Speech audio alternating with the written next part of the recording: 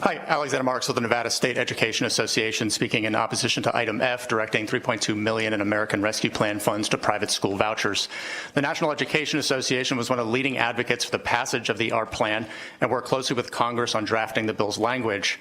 Congress did not authorize the use of these dollars for voucher programs at unaccountable private schools. We believe this proposal to be a misuse of those federal dollars.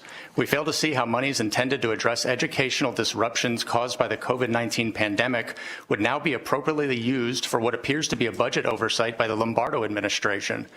Instead, these funds should be used for our public schools for things like staffing, school safety, extending learning opportunities, and strategies to meet the social, emotional, and mental health needs of our students. This proposal is the latest example of the misguided Nevada priorities under this administration.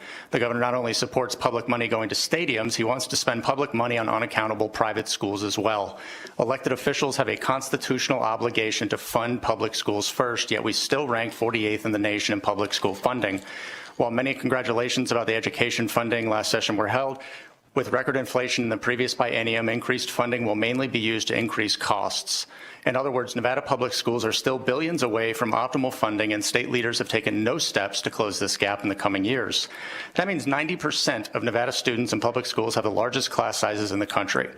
They are most likely to show up to class with a long-term sub or no teacher at all. Supports from counselors or school psychologists are often out of reach. Far too Nevada students are in aging buildings that are uncomfortable or unsafe. And with the veto of the universal school lunch meals, many will face the stigma of free lunch or, even worse, go hungry. That's where these leftover funds should be going. Transferring more public tax dollars to private schools is the wrong answer, and it always will be. Instead, Nevada should invest every available dollar to improve our public schools available for every Nevada student. These resources are needed to address the challenges of our public schools that we face every day, including the crisis of overcrowded classrooms and educator vacancies. NSEA urges the Interim Finance Committee to reject this governor's proposal. We have to keep public money, state and federal, in public schools. Thank you. Thank you. You can go ahead.